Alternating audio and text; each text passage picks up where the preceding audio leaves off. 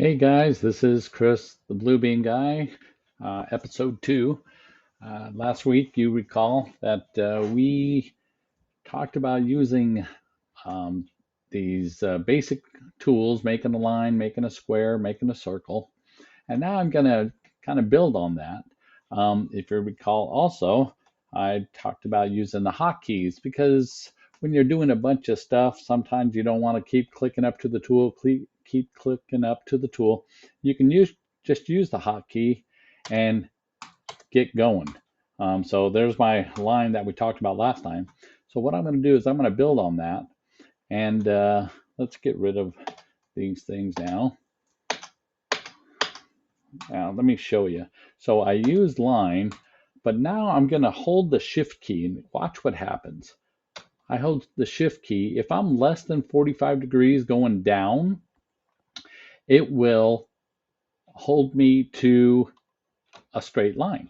If I'm at closer to 45 degrees, it'll hold me at 45 degrees.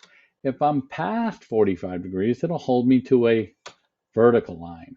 So just wanted to show that now that we know how to draw a line, now we can get our line straight, 45, or vertical. Oh, that didn't go vertical, did it? But I can grab it again, and there we go. Okay, there's 45. Now, that works also with a lot of these other tools too. So I'm going to use the rectangle that we talked about last week.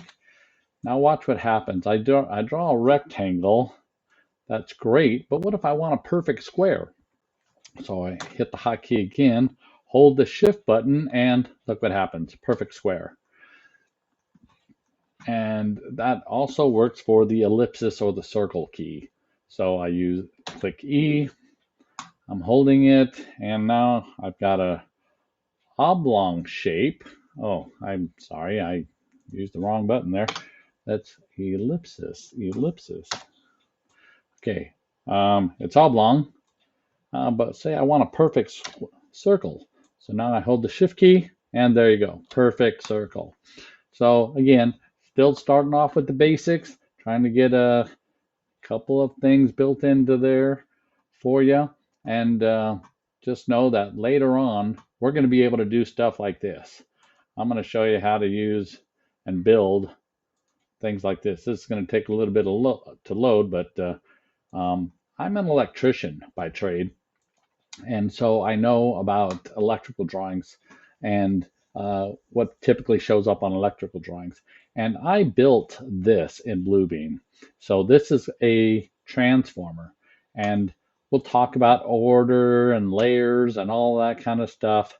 But I just wanted you to, and groups, and I just wanted to show you this is what you get to look forward to. So I just changed, I ungrouped it. I have an item clicked here that is another group. You can have groups built on groups and a lot of subgroups. And now watch what happens. Look at that. Okay, that's all for today. We'll talk to you next week. Don't forget to like and hit the subscribe button. Thank you guys.